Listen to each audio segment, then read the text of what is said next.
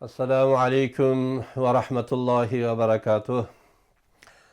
Qadrli shogirdlar, o'g'illarim, qizlarim, birodarlarim. Bugungi hadis ham Abu Hurayra radhiyallohu anhudan. Bugungi hadisimizda ham shu tavba bobidagi hadis, inshaalloh buni sizlarga bayon qilaman. Bismillahirrohmanirrohim. عن أبي هريرة رضي الله عنه قال قال رسول الله صلى الله عليه وسلم من تاب قبل أن تطلع الشمس من مغربها تاب الله عليه. Payg'ambarimiz Muhammad Mustafa sallallohu alayhi va sallam aytadilarki, har kimiki tavba qiladigan bo'lsa, oftob mag'ribdan chiqmasdan turib, ya'ni maqsad nima? Maqsad qiyomat bo'lmasdan turib. Qiyomat bo'lmasdan turib tavba qiladigan bo'lsa, uni tavbasini Alloh tabaraka taolo qabul qiladi. Ya'ni bu hadis ham tavba, masalan, tavba qilishlikka chaqiriladi. Ya'ni ta'xir qilmasdan tezroq tavba qilishlikka payg'ambarimiz mag'ribdan chiqquncha ham odam qabul qiladi Alloh tabaraka taolo. Lekin tezroq tavba qilishlikka odam, masalan, bu hadisni eshitgandan keyin to qiyomatgacha, to nimagacha bor ekan tavba qilishlik deb gunoh qilishlik emas, balki tezroq tavba qilishlik kerak inson. Xo'p, an Abi Abdurrahman Abdullah ibn Umar ibn al-Hattab radhiyallohu anhuma anin nabiy sallallohu alayhi va sallam qol إن الله عز وجل يقبل التوبة العبد ما لم يغرغر.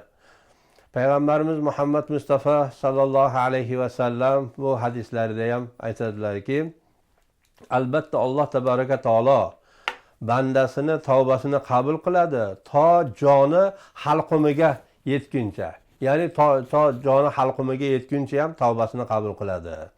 Ya'ni to ungacha tavbasini qabul qiladi.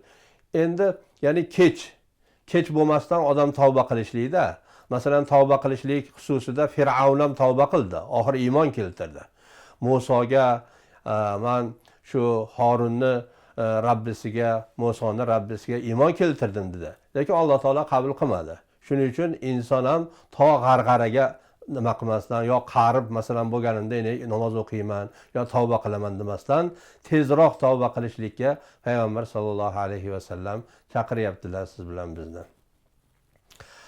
Va an Zarr ibn Hubaysh qala ataytu Safwan ibn Assal radhiyallohu anhu as'aluhu anil mashi alal khuffayn. Endi bu hadis ham payg'ambar sallallohu alayhi va sallamdan Zarr ibn Hubaysh rivoyat qilib aytadilarki, aytadilar, ataytu, man keldim Safwan ibn Assolin, ya'ni Safwan ibn Assolni oldilariga keldim. As'aluhu, undan so'rardimki, anil mashi, ya'ni masx tortishlik alal xuffayni, mahsiga.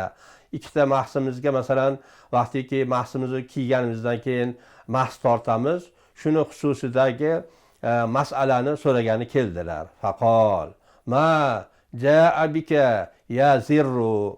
Safon aytdilar, xo'p, Safon ibn Assol aytdilarki, nima uchun kelding ey Zar?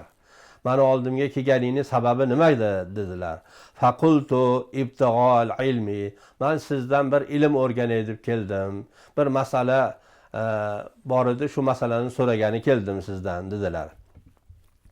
Innal malaikata tada'u ajnihataha li talibil ilmi. Xo'p, Safon ibn Assol aytdilarki, sen ilm talab qilgani kelgan bo'lsang, albatta farishtalar o'zlarini qanotlarini tolibi ilmni oyog'ini ostiga qo'yib turadi. Rizan bima yatlubu. U narsaki u talab qilib, o'sha narsani talab qilyapti. Alloh tabaraka taolo, ya'ni talabani oyog'ini ostida farishtalarning qanoti turadi. Ya'ni shunchalik masalan izzati bor. Al-ilmu izzud dunya va sharafil oxirah shu. Shuning uchun sen shu talabi ilmda kelgan ekansan, seni oyog'ingni ostida farishtalar qanotlarini yozib turishadi dedilar. Faqultu innahu qad haka fi sadril mashu alal xuffayni. Men aytdimki, deydilar zer. Shu ikkita mahsiga mahs tortishlikda qalbimda bir guna shak bo'lib qoluvdi. Oyo masalan qanday qilib tortamiz, qaysi vaqtda tortamiz? Shuni so'ragani keldim men. Ba'dal g'oyiti val bawli. Vaqtiki masalan hojatxonaga boramiz, zahar tang qiladi. Shuna vaqtlarda masalan biz qilganimizdan keyin oyo uni yechamizmi yoki tortaveramizmi, qaysi vaqtda tortamiz, qaysi vaqtda tortmaymiz, shularni masalasini so'rashim kerak. Va kunta imran min ashabin nabiy sallallohu alayhi va sallam. Siz bilamanki payg'ambar sallallohu alayhi va sallamni sahobalari siz albatta bundan xabaringiz bo'lsa kerak. Fajita as'aluka hal sami'ta yazkuru fi zalika shay'an. Payg'ambar biron narsa shu xususida sizlarga aytganmilar? Shuni eshitganmisiz siz? Dedilar. Qol aytdi, Safvon aytdiki, "Na'am, ha men eshitganman buni. Eshitganman. Kana ya'muruna iza kunna safaran." Payg'ambar bizga buyurardilar mahsimizga mahs tortishlikka safarda, ya'ni musofirlik vaqtida. Allah tanzi'a xifafana salasata ayyami va layalihinna. 3 kecha kunduz musofir bo'lsa, bir odam mahsiga mahs tortadi 3 kecha kunduz.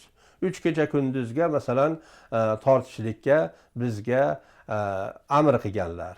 Agar muqim bo'lsa, odam musofir bo'lmasa, o'zini shahrida, o'zini nimasida bo'lsa, bir kun, bir kecha kunduz. Bugun ertamdan kelgan bo'lsangiz, ertaga ertamdangacha yetadi.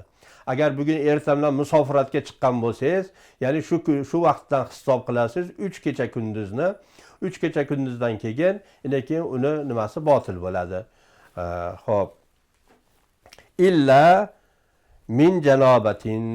Lekin bu janobatga aloqasi yo'q. Agar bordi-yu, yo'lda masalan janobat bo'ladigan bo'lsa yo ehtilom bo'lib qolsa bir odam, u odam albatta bu mahsini yechadi. Chunki g'usl qilishlik vojib bo'ldi unga. Janobat bo'lgandan keyin g'usl qilishlik vojib bo'lgan vaqtida unda iloji yo'q, musofir ham bo'lsa yechadi, muqim ham bo'lsa yechadi, musofir ham bo'lsa yechadi dedilar. Lakin min g'oitin va bawlin va nawmin. Lekin uxlagan bo'lsa yoyinki zahar talqigan bo'lsa yo katta tahorat ushatgan bo'lsa, bularga masalan yetishlik lozim emas. O'sha musofiratda bo'lsa yo uyda bo'ladigan bo'lsa ham. Faqultu hal sami'ta yazkuru fil hawa shay'an. Payg'ambarimiz Muhammad Mustafa sallallohu alayhi va sallam bilan sizlar ko'p yurgansizlar. Yana eshitganmisiz muhabbat, masalan do'stlik, shu rag'bat qilishlik bir qavmga, shuni xususida biron narsa eshitganmisiz deb so'radilar. Shunda aytdilar, qola na'am, ha, buni ham eshitganman. Kunna biz bo'lganmiz ma Rasululloh sallallohu alayhi va sallam fi safarin. Safarda payg'ambar Muhammad Mustafa sallallohu alayhi va sallam bilan biz birga bo'lgan edik. Fa baynama nahnu indahu iznada arabiyyun bisawtin lahu jahvariyin. Bir arabiy shu payg'ambarimiz Muhammad Mustafa sallallohu alayhi va sallamni oldilariga kelib chaqirdi. Ya Muhammadu, ey Muhammad deb shu payg'ambarimiz oldilariga kelib shu chaqirdi. Fajabahu Rasululloh sallallohu alayhi va sallama nahvan min savtihi. Payg'ambarimiz dedilarki, bu endi arobiy, bizda qishloqi deymiz-ku. Qishloqi baqirib gapiradi, hamma joyda asta sekin gapirishlikni bilmaydi. Shuning uchun bu arobiy, ya'ni bizda shu qishloqi deyiladi. Bu qishloqiga xuddi o'zi yo'g'on ovozda, ya'ni chaqirdi-da, "Oy Muhammad" deb chaqirdi.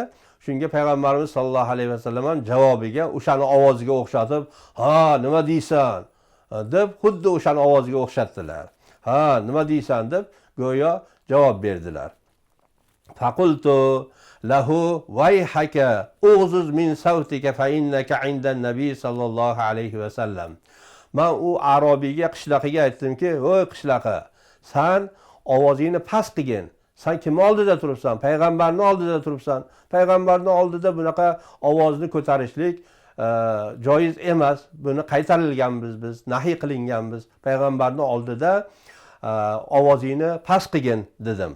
"Qad nuhitu an hada." Bundan biz qaytarilganmiz. Faqala vallohi la aghzuz. U aytdi arobiyki, "Men hech past qilmayman." Qala al-arabi al-mar'u yuhibbul qawma va lamma yalhaqu bihim. Arabiy aytdiki, ya'ni bir odam bir qavmni yaxshi ko'radi, lekin ularni kirdorini, amallarini qila olmaydi. Shunga nima deysiz?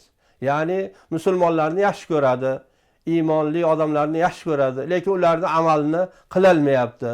O'shanga masalan siz nima deysiz deb Payg'ambarimiz sollallohu alayhi va sallamdan u arobiy so'radi. Payg'ambarimiz sollallohu alayhi va sallam aytdilarki, "Al-mar'u ma'a man ahabba yawmal qiyamati." Ya'ni har odam, al-mar'u ma'a man ahabba, kimni yaxshi ko'radigan bo'lsangiz, o'sha bilan bo'lasan qiyomat kunida. Ya'ni sen payg'ambarni yaxshi ko'rasan, sahobalarni yaxshi ko'rasan, imomlarni yaxshi ko'rasan, olimlarni yaxshi ko'rasanmi, o'shalar bilan qiyomat kunida ham birga turasan dedilar. Ya'ni qiyomat kunidagi holating o'sha qavmni yaxshi ko'rganing bilan birga bo'lasan dedilar. Fama zala hadda yuhaddisuna hatta zakara baban min al-maghribi masirata ardihi aw yasiru ar-rakibu fi ardihi 40 aw 70 aman. Yana Payg'ambarimiz Muhammad Mustafa sallallohu alayhi va alihi va sallam shu gapni, suhbatni qilib turgan vaqtlarida yana buni ham bayon qildilarki, bir eshik bor. U eshikni kattaligi 40 yil yo 70 yil. Otda yugurib, masalan, otda yugurtirib shu borsangiz, shuncha kattaligida masalan bir eshik bor. Ya'ni o'sha eshigi tavba eshigi. Shu eshik bor, shu deb aytdilar. Faqala Safvan ahadur rabat qibala ash-shami khalaqahu Allohu ta'ala yawma khalaqa as-samawati wal ardi maftuhan lit-tawbati.